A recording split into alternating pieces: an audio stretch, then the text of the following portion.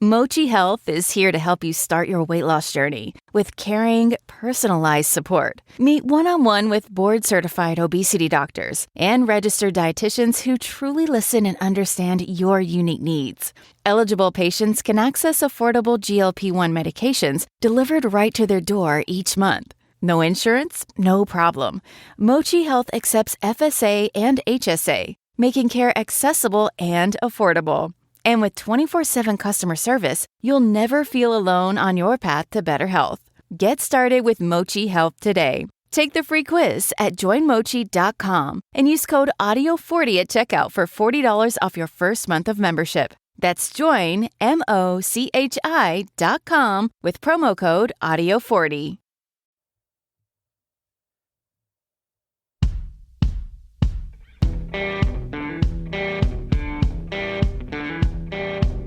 I'm Brett. And I'm Alice. And we are the Prosecutors.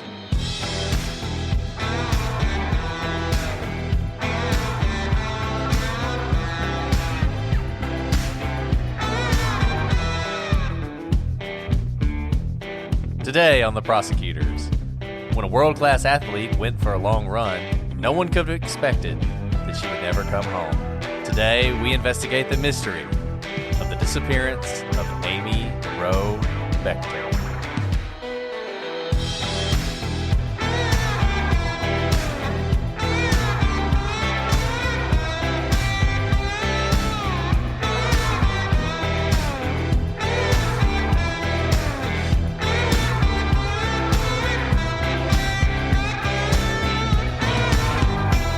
Hello, everybody, and welcome to this episode of The Prosecutors.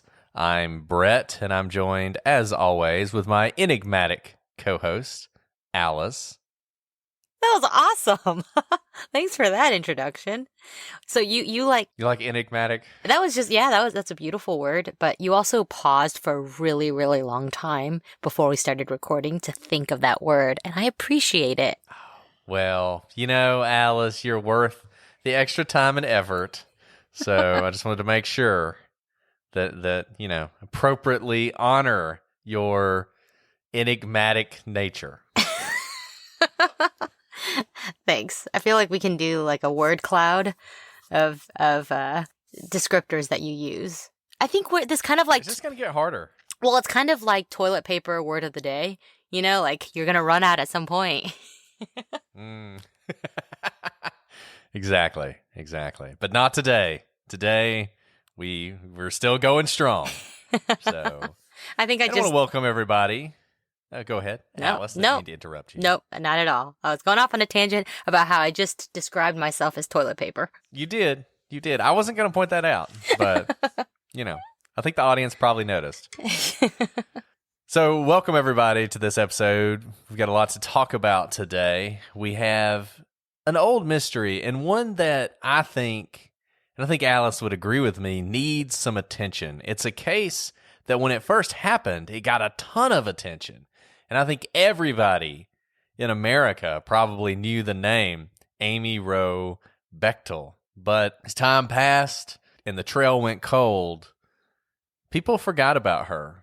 Maybe not where she was from, but certainly her name sort of faded from the consciousness of folks around the country. And this is not one of those cases that you see covered on a lot of places in true crime. So it was something we wanted to talk about because, as we've always said, somebody knows something out there. And we are big believers that you guys hold the keys to a lot of these mysteries. And this is one of them. So we wanted to cover this case and give you guys an opportunity to solve it after all these years. And because the case is so old, we're going to take you all the way back to 1997, the heady days of 1997. Alice wasn't born yet, and I was in high school. Not true. I guess Alice was probably born, but anyway, it was the era of grunge and... Backstreet Boys? Is it Backstreet Boys? The Backstreet Boys. Yeah. Around by 1997. Sure. You know, I don't really remember 1997 as a year for music, but I'm sure it was a good one. I was going to say Nirvana, but Nirvana was already gone by then. I guess we had moved on to the Foo Fighters, so... You have better taste than I did. So anyway, taking you guys back to 1997, all the way to July of that year in a place called Lander, Wyoming. And I am told that Lander, Wyoming is one of the most beautiful places in the country. So we're not getting paid by the Lander Tourist Board. But if you're a fan of anything having to do with the outdoors, Lander is the place to be. And Amy Bechtel and her husband loved the outdoors. It was the thing that defined them, and it was the thing that had brought them together. Can I do a quick aside on Wyoming? You can cut it out if you want. Of course. Wyoming, have you ever been to Wyoming? I have not. It really is absolutely gorgeous. So the only time I've been to Wyoming was actually for a court hearing. And I showed up like on a little prop plane. And it was they told me this flight got canceled every, third day, and it only ran once a day because the wind is, so windy in the mountains and whatnot. And I show up and I stay at like a Holiday Inn or something, whatever hotel was there, get in late, wake up the next morning ready to go to court. And I'm wearing a suit, as one does when one goes to court. And I'm going down the elevator, and there's this other person in the elevator with me. And she keeps looking at me, like taking furtive glances and then looking away, like, trying not to get caught looking at me. But it's very obvious she's looking at me. And finally, she like works up the courage and she says, "Excuse me, ma'am. What profession is one in order to have to wear a suit in Wyoming?" I didn't know how to respond, but she's right. Everyone is in the outdoors all the time. And there is like completely impractical for me to be in a suit. That's awesome. I love that. That's my Wyoming story. And that's the kind of place you want to live, right? Yeah, that's absolutely. the kind of place I'd like to live. Absolutely. And that was Amy Bechtel. You weren't going to catch her in a suit. And July 24th, 1997, it didn't start out all that different for any other day for 24-year-old Amy Rowe Bechtel. She had some errands to run in town. After heading over to the Wind River Fitness Center, where she taught classes, she actually taught a Ute. You okay there? A youth weightlifting class. She kissed her husband goodbye and headed out for an ordinary day in her life. And after finishing teaching that class, she swung by Camera Connection Photos at around 2:30 before stopping at another store, Gallery 331, to speak to her friend and the owner, Greg Wagner. Amy was actually going to enter one of her photos into a contest, and she wanted to get it framed. These were the kind of things that she was doing that day. And although Amy was her normal, bubbly self, Wagner noticed that she also seemed to be in a bit of a hurry, glancing at her watch several times during the conversation. And Amy wasn't being rude. She just had her mind on the run that she was going to be taking later that day. For Amy, a day wouldn't be complete without a long, lonely jog. Amy told Greg goodbye, and as far as we know, he was the last person to see Amy alive. So based on what we'd learn later, it seems clear that after leaving the shop, Amy drove to the Shoshone National Forest to map out a course for the 10K run she was organizing with her gym. And by map out, I mean run it. So she was running it ahead of time so that she could then explain it, guide her team afterwards. Amy had gone from a casual runner to a hardcore athlete. She started running in high school, and then she walked on at the University of Wyoming, which is pretty amazing, actually, to be able to walk on. So like most walk-ons, things had been rough at first, and she often lagged a quarter of a mile or more behind the rest of the pack. But she was a good teammate, and her spirit was infectious. People loved her on the team. When it seemed like she couldn't afford to run anymore and pay tuition, her coach actually gave her a scholarship with the understanding that the next year she'd need to move on. But that wasn't Amy. She worked relentlessly. And the girl who could barely keep up when she started was leading the team by the time she finished. Her senior year, she set a school record in the 3,000 meters, and by 1997, she was training to try out for the 2000 Olympic Games. She ran every day. And as her husband said, Amy didn't tell him that she'd be running that afternoon. Because, and he said, It would have been like telling me that she was going to brush her teeth that day. It was just a regular part of her routine. And I think this says so much about Amy, for anybody who's ever gone out for a run. I mean, number one, long distance running takes a special kind of person. Just the ability to push yourself and, when you're on the sixth mile of a 10-mile run, there's nobody out there with you to say, hey, you got to keep going. You've got to convince yourself. You got to motivate yourself. And it would have been impressive enough, like you were saying, Alice, if she had just walked on and competed in college, been a college athlete. That's a pretty big deal. But to basically go from an ordinary runner to an Olympic hopeful, I think it's amazing. And it really says something about her and about her drive. Absolutely. A lot of people say that running, especially long distances, is a mental game. You really need a lot of mental fortitude for the reasons that you just explained. And so I think this says a lot about kind of the grit that she has and her ability to really just a strong mind to work so hard to be a leader. I mean, when I go for a run, I'm like a half mile into it and I'm thinking, why am I doing this? So I really respect people who can do that. If it takes mental fortitude to run long distances, then that's certainly something I lack. Well, you ran a marathon, didn't you? Yeah. Am I making that up? No, I did. Of course you did. But I ran, past tense, no longer. I can't do it anymore. That mental fortitude went a long time ago. So Alice mentioned Amy's husband, and that husband was Steve Bechtel. And it's probably not that surprising that Amy met Steve at the University of Wyoming because they were both athletes. I don't know. Somebody as dedicated and athletic as Amy, I don't know that she could have been married to somebody who wasn't as into athletic endeavors as she was. They'd been married for over a year, a little bit over a year, and they had just bought a house together.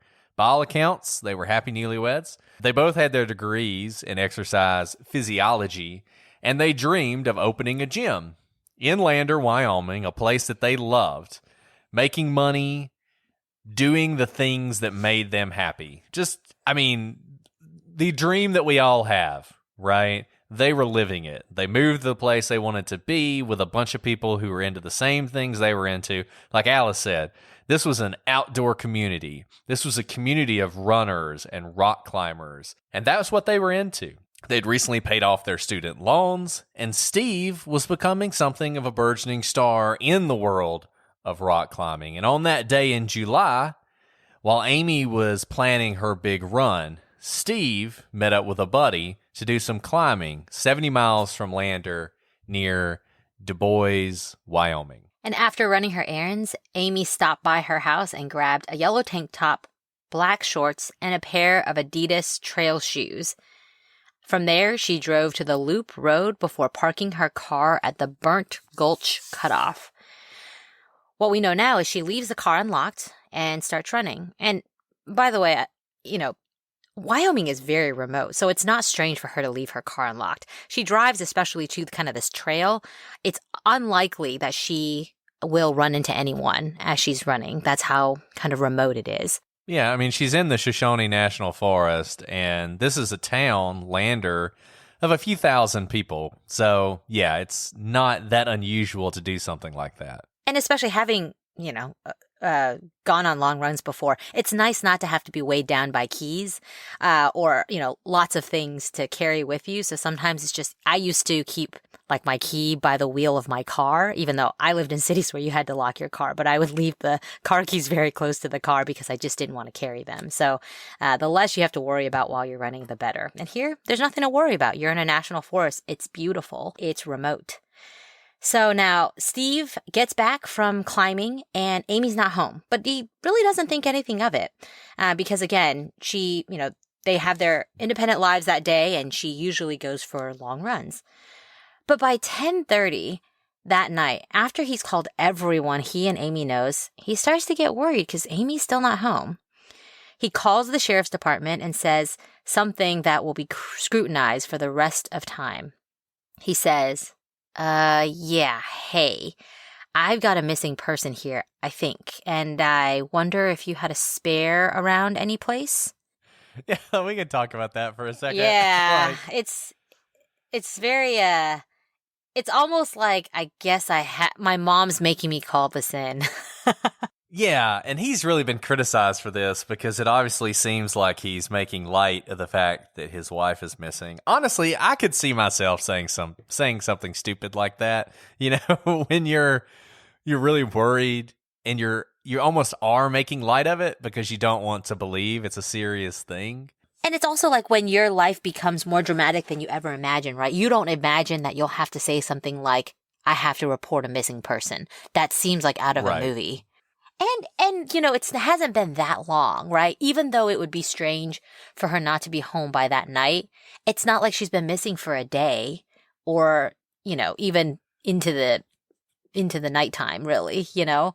And so Right. I can And I imagine where think- it's like, am I being dramatic? Am I being overly worried? And then she's going to come home and say, oh my goodness, I was at the movies. I had my phone off. Remember I told you.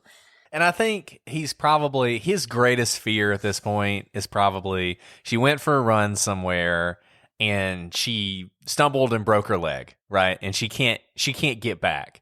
So even though that's a serious situation, and obviously he's worried about his wife, I don't think he's thinking, you know, Ted Bundy picked her up on the side of the road or anything. Right. Yeah. I mean, it makes sense that it makes sense that he would be scrutinized because this is the first thing, you know, that sets off kind of the missing person case. But like we've said so many times before, hindsight 2020, he didn't know that this was going to turn into this big missing person case, right? He just thought, I should probably seek some help, but this is probably nothing because most things in your life end up not being as dramatic as you may think it will be. And I mean, that's a theme we return to again and again and again in these cases, is that people don't necessarily know that this moment is a defining moment of their life. They don't know that what they are saying right now will be scrutinized for all time and criticized and picked apart. So it is very easy to look back on things with hindsight and think, wow, that's really weird that he would say that when his wife is missing. But he doesn't actually know, at that moment at least, that his wife is missing. But one thing that is definitely the case is once he makes that phone call, things start falling into place. And what follows is one of the most exhaustive searches in Wyoming history. Like we just said, this is a place, if you get lost, if you got to get lost, Lander is a place you want to get lost. Some of the very best hikers, rock climbers, outdoor enthusiasts in the world immediately descend on Lander and spread out through the Shoshone National Forest trying to find Amy. The search and rescue team for Lander is one of the best search and rescue teams in the country because they're made up of people just like this. And Chip Williams, who was the head of that search and rescue team, the Fremont County search and rescue team, would later say that he'd never seen anything like it in his more than 15 years on the job. So we talk about cases a lot where we wish there had been more immediate reaction to a disappearance. The thing that sets this case apart is there was immediate reaction, overwhelming reaction, a massive search covering that area, and with some of the best searchers in the world. And you know, Brett, I think about that, like why that would be the case. And I think it's because Amy is one of them, right? They're all thinking, what if that were me? She knows this terrain. She knows the Shoshone National Forest. She goes for these long runs every single day. In fact, she was mapping out a run for others to go on. This could easily be me. This is not just some novice who got lost in the woods. And it kind of strikes close to home for them, which is why, I've been thinking about why the turnout was so immense. And I think part of it is she's one of them. I think that's absolutely right. I mean, this was a tight-knit community. Like you said, this is not some bozo from the city who drove in on the weekend and decided to go hiking with a single, 20-ounce bottle of water and then disappeared. This is somebody who knows the ropes and has been around. And so they do. I mean, they pour everything into this search, and they do everything they can to find Amy. But despite all that effort, there is a real frustrating lack of clues. They eventually find Amy's vehicle where she had parked it. Alice talked about that earlier, and we'll go through how they found that when we talk about the timeline But one of the weird things is there are no footprints near the vehicle, even though Amy had some pretty distinctive shoes on that should have left some identifiable tracks. And in fact, searchers find no sign of Amy. None of the discarded items that lost individuals often leave behind for searchers and that you would expect someone like Amy to know to leave behind. And in fact, there's no sign really that Amy had ever even been there. You know, you say that people like Amy who are experienced know what to do if they're lost. And that's just another point of how she is one of these experienced people, right? There are things you can do to leave clues for people who are searching for you, because I don't know if Amy ever participated in a search, but surely if you take these outdoor wilderness runs, essentially, you know from hearing stories in the news or whatnot of what happens when someone gets lost. And surely she is attuned to that sort of thing and knows, you know, leave a shoelace on this branch in a place that it can't get there by themselves, so people know, Amy put this here for us to find her. You know, there was a story a couple weeks ago about, I think, an 18-year-old girl out west who got lost. I think her car ran out of gas, had a flat tire or something, and she got lost in the woods trying to take a shortcut or whatnot. And that's exactly what she did. She left things behind as she was trying to make her way through. And something like 6-7 days later, they found her alive in the woods. So yeah, that's the kind of thing you would expect. If for some reason Amy went off trail, right, and for some reason she's out in the woods and lost, that she would start to do that sort of thing. Right. So they don't find anything, but what do they find? So they do find Amy's to-do list from the day. We already went through some of the things that was on her errand list, and it's in her car, along with her keys. Again, kind of like I noted before, I don't think it's unusual to go for a long run without your keys. They're heavy and bulky and jingle, and you might lose them on the trail. And if you do, in the wilderness, you may never find your car keys to drive back home. So I don't think that's that unusual. But looking at the list that's found in her car, Amy has marked out landmarks she would have passed on the way to where she parked her car, noting their mileage. So it's evident from this that Amy was driving her car that day and had begun marking off the route for the marathon before she parked her car. And this is significant, right? Because despite the fact that there's no sign of Amy in the wilderness and they don't find her footprints, it doesn't seem like someone drove her car up there and dumped it. It seems like Amy was going through everything she had to do that day and was proceeding along her plan, right? So she was going to mark off that marathon. She was going to run her long run along the trail. But in addition to that, as she's driving up, she's also noting the mileage so she can, you know, get this trail for the marathon or the 10 mile or 10K really marked out. So it does seem, whatever happened to Amy, that she drove her car that day and parked it and left her keys. Right, absolutely. Kind of seems like she's mid-list and just vanishes. It doesn't really make sense, you know, what happened. You know, we talked about this incredible search team that shows up, and they check all the roads and trails, and they recheck it by noon that day. And Fry Lake becomes base camp. And there are even helicopters that are brought in with infrared body sensors to help look for Amy. Volunteers are working 12-hour shifts. I mean, this is exhausting work in the sun, out in the wilderness where the terrain is very rocky. It's uneven. It's not a walk in the park, despite it being a park. They're rappelling into canyons and hiking down into the forest undergrowth just in case Amy has somehow fallen in there. And for 6 days, they search exhaustively. And for 6 days, they find absolutely not a single trace of Amy. I mean, that is just, you know, we've talked about how crimes are messy and it's really hard to leave absolutely no evidence behind when there's a crime committed. It's also really hard to disappear from the face of this planet with absolutely no sign, not a footprint, not a snagged hair on some branch.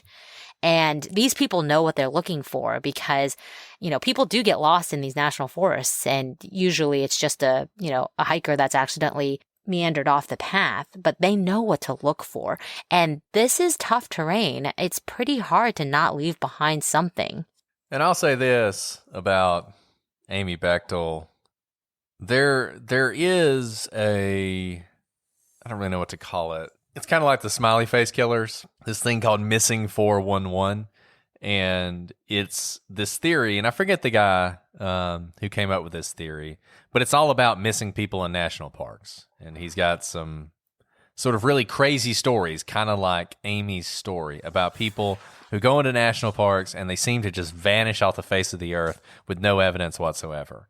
And I've always had a lot of doubts about that theory and about whether or not the stories that he tells in those books, in the books he writes about this, whether they're entirely accurate. But one thing I think I can say for sure is that in Amy Bechtel's case, she just vanished. I mean, it is one of those things where they couldn't have looked any harder for her. They scoured that place. I mean, they had people going into caves, looking in caves for her. I don't think there is a single place out there that they didn't look. Now, if you talk to the search and rescue guys, they will tell you, obviously, it's a really big forest.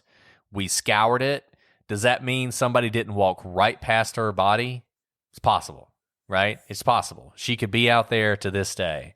But I think what we can say for certain is if she is out there, it's not because they didn't look for her. Yeah, that's right. And, they even set up the Amy Rowe Bechtel Recovery Headquarters in Lander. And before long, they had even mailed out more than 200,000 posters around the nation. So they didn't keep their search right in Shoshone National Park. They decided to just spread it around the country in hopes that someone would see Amy's face and recognize her in case she had gone somewhere else somehow. And tips do come in, but none of them pan out. And no trace of Amy has ever been found. And apparently, in 1997, when this happened, Amy's face was everywhere. I mean, they really did send out these posters all over the place. All the big, mystery-style shows covered this at some point. Unsolved Mysteries, America's Most Wanted, I think, covered it. The Family appeared on Geraldo, which was one of the biggest things going back then, mid-90s. Everybody knew her name, and everybody was looking for her, and people saw her all over the place. They saw her from Alaska, to Miami. But none of those tips ever panned out. There was not a single shred of evidence about Amy's whereabouts, despite all that attention. It's truly remarkable. I mean, this is not a case like Brian Schaefer, where it's a crazy case because somebody disappears from a place you wouldn't expect them to disappear from. But it is an insane case when you think about the amount of focus and attention that was on this case and the fact that not a single piece of evidence of where Amy went was ever found. And Brett and I were kind of joking about this before we started recording, but take a look at that missing poster. There are 2 pictures of Amy on the missing poster, and they look like 2 completely different people. I don't know what that actually means at the end of the day, except it just reminds me of what Cheryl McCollum said in that wonderful interview we had with her, where she says you want a picture of what you look like now so that people can recognize you if you are somewhere out there.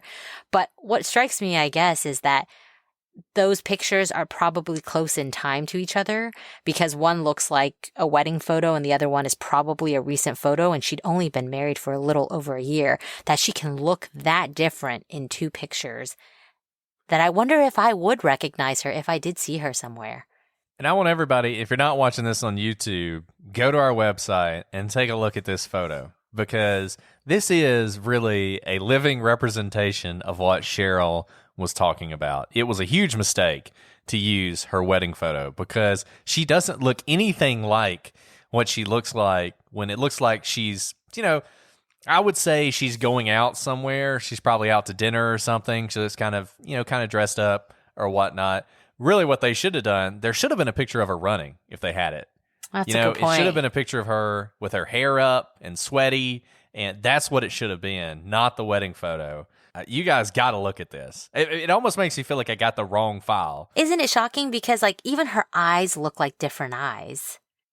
Everything about her Everything. looks different. If you the even shape of her face. Well, I mean, her hair is obviously very different in the two pictures, but imagine take out the hair. If you can just try to imagine away the hair, the faces look completely different. Like you said, her jawline looks different in the two pictures. I mean, it is just, I don't even know which one's her. Yeah, it's crazy. It is really wild. So I want you guys to take a look at that because it's something else. And if somehow somebody else's picture got transposed onto this missing poster that I pulled off the internet, let us know. Because honestly, if you said that, if you sent me an email right now that said somehow you've got somebody else on there, I would believe it 100% because it does not look like her. Right. So let's go through the timeline. Let's do it. Alice, why don't you start? Let's do it. All right. So, as we said, this all happens pretty much in a day, July 24th, 1997. Amy leaves in the morning and drives to the Wind River Fitness Center where she teaches the youth class. Amy drops off some items at a recycling center. She has other errands. She connected the electricity and phone services for her new house. And one way we know this, by the way, is that list she had. And this is like really evocative. And I've read this 1,000 places. And who knows if it's true. All of these items were on her list. And all of the items were crossed off except for the last one, which was go for a run. Whew, that's chilling. Which, I don't know if you're a list maker, Brett. I am. But it kind of shows how organized she is, right? She is not the type of person who would decide to just go and do something not on her list or to meander off or not do things precisely. In fact, she was listing the mileage by each of the landmarks for her run. I mean, she just seems like a very precise and on top of it kind of person. I usually make lists after I do things so I can then cross them off. Makes me feel better. There's a psychological benefit to doing that. So you're just ahead of the game. Oh, there you go. So this brings us to around 2:30 when Amy arrived at the gallery to drop off her prints to be matted and framed, and where she talks to her friend, the last person to see her alive. Amy, at this point, is finished with her list, so she's getting ready for her run. She drops by her house, picks up running clothes, and heads to Sinks Canyon, where she'd been running trails lately, and she parks her car at the Burnt Gulch Cutoff. And so I want you guys to pay really close attention to these next few items because this timeline is really important for who we think may or may not have been responsible for Amy's disappearance. So Alice has gotten us through probably, we're thinking what, around 3:30 or so. At 2:30 she gets to the gallery, drops off the prints to get matted and framed, goes home, gets her clothes, and heads off to the Burnt Gulch Cutoff. And Brett, the Burnt Gulch Cutoff is about like a 45-minute drive from her house, right? So that's something to keep in mind as well. Right, exactly. So you got to think around 3:30 is when she's leaving. So at around 4:30, about an hour later, probably, Steve, her husband, arrives back at their home from his day of rock climbing. Amy's not home. He thinks nothing of it. At 4:43, Steve calls his friend Ed Sherline, who was a philosophy professor at the University of Wyoming, who is also a rock climber. Chats with him for a little while. It's slightly before 5 o'clock. A witness would later claim to have seen a pickup truck similar to Steve's racing down Loop Road with a distraught blonde woman in the passenger seat. And in case we didn't mention it before, and in case you're not looking at the photos, Amy was blonde. Another witness will eventually claim to have heard a gunshot around this time near Fry Lake. Well, at 5 o'clock, and this is where you got to start questioning eyewitness statements about time and what they see. At 5 o'clock, Wendy and Jim Gibson pass someone, a runner with blonde hair and fitting Amy's description, running near Fry Lake in the Burnt Gulch area. The runner is moving quickly, which matches Amy's running style. And Wendy and Jim will say that she is hightailing it. And I think some people have mistakenly wondered whether that means she was being chased. But apparently when Amy ran, she ran all out. She was not jogging. That was the way she did it. And Wendy and Jim, they didn't think anything of it. They knew Amy, right? And so they saw this person who they were pretty sure is Amy running really hard at around 5 o'clock. So just to emphasize, because all this becomes important later. So Steve gets home at 4:30. At 4:43, he calls someone. It's slightly before 5. You have one witness who's saying, I saw a pickup truck, looked like Steve's, the blonde woman in it, and another witness at around 5 saying they heard a gunshot. Also at around 5, you have these two individuals, Wendy and Jim Gibson, who pass someone running in the area where Amy was, fitting her description. A lot happens at 5 o'clock. Yeah.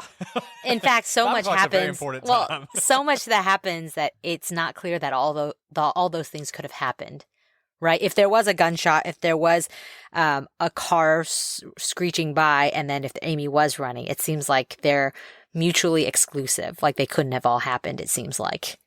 And if you stretch out the timeline, maybe they could all happen. And this goes back to something we talk about a lot, eyewitness statements and confusion by eyewitnesses. And do eyewitnesses see what they think they see when they think they see it? I mean, timing is such a big deal, right? And that is the thing people mess up all the time. What time is it right now? Wherever you are, wherever you're listening, what time is it? Tell me right now, without looking at your watch, without looking at a clock, what time is it? You probably don't know. I don't know how close you would get. I mean, I don't know what time it is right now recording this. When you just asked that, I was like, can I guess? And I could not. Yeah. I mean, and just think, you see something, you don't even know it's significant, right? Like you see a blue truck, you see a woman, maybe she's distraught, maybe you think, that's weird, right? And then later on, somebody asks you and you think, when was that? Well, we were doing this, and that would have been after we did that thing, and that probably took an hour, and we got there around 4, so 5, right? I mean, that's probably how this time is derived. Right, absolutely. So at 6:45, a friend stops by to see if Steve wants to join a group for pizza, and Steve asks if Amy is with them. When he's told that Amy's not, he says that he'll wait on her to get home. And this is, I just want to say one thing about this. These people, Amy and Steve, they'd bought a new house, but right now they lived in these sort of bungalows. I mean, this seems just like an awesome life, but they basically lived in this place where a whole bunch of other young, athletic people were living before they could, get their feet set in Lander. So it's not unusual at all for some friend to wander by and be like, hey, you want to come over and have pizza? Because they're all living together in this one little area. Brett, you're welcome to come over for pizza anytime. Oh, thank you. But see, if you live next door, and as I've noted, the house next door is for sale, I could just wander over. And we could have pizza anytime. That's true. No, I think you're right, though. They are young, and it almost seems like they're so close, like in a college dorm. Their houses are so close together. They all have fun, and they all, are in each other's lives constantly. It seems like a great life. Their best friends live next door and are actually their landlords, which is kind of interesting. But yeah, it seems like a great life. Right. And speaking of those friends, at 7 o'clock, the Gibsons drive back by Fry Lake.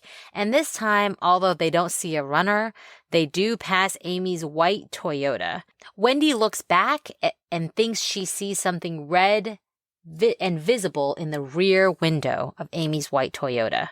And this is something that's sort of haunted Wendy ever since, because she really believes that she saw something in that back seat, maybe even Amy. I have no idea what she saw or what she thinks she saw. It doesn't fit with anything we know that Amy would have been there at that time. I would think if she was, we probably would have more evidence than we have now. And I also don't know where the red comes in, because there's no blood in and her she's car. not wearing any red that we know of. And she's not wearing any red. So I would say this is haunted Wendy. She feels like they should have stopped and gone back. In reality, I don't think this had anything to do with Amy. I agree. I mean, at 7 o'clock, I think, and this is the summertime, it was probably sun setting in the canyons. And if you've ever been in a beautiful national forest, the sunset can be beautiful colors and kind of shining off everything, and it's kind of overpowering. I wonder if the red is just part of the sunset reflecting off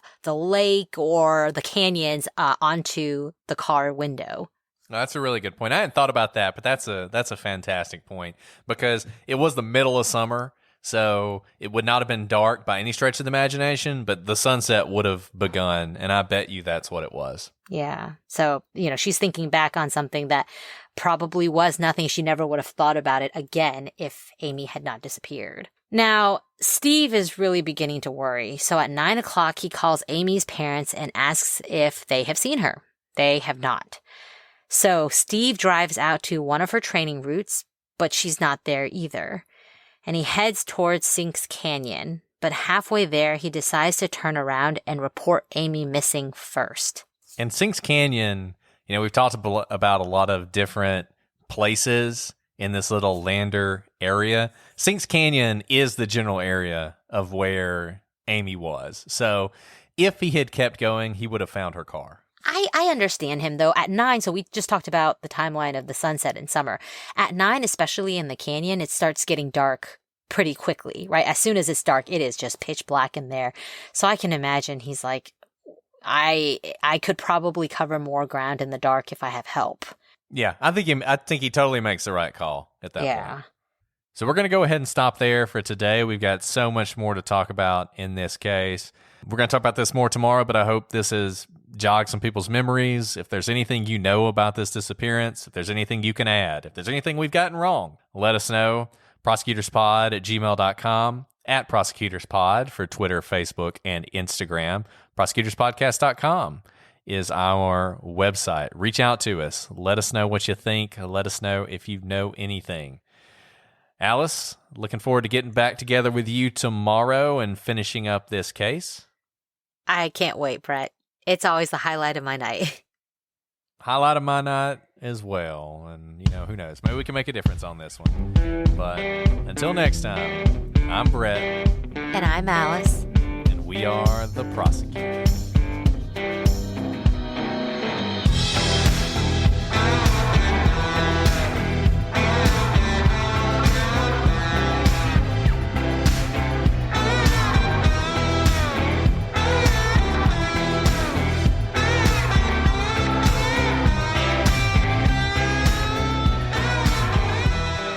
I just say, as an aside, and this is a terrible thing to say, but I'm going to say it anyway because I think it needs to be said.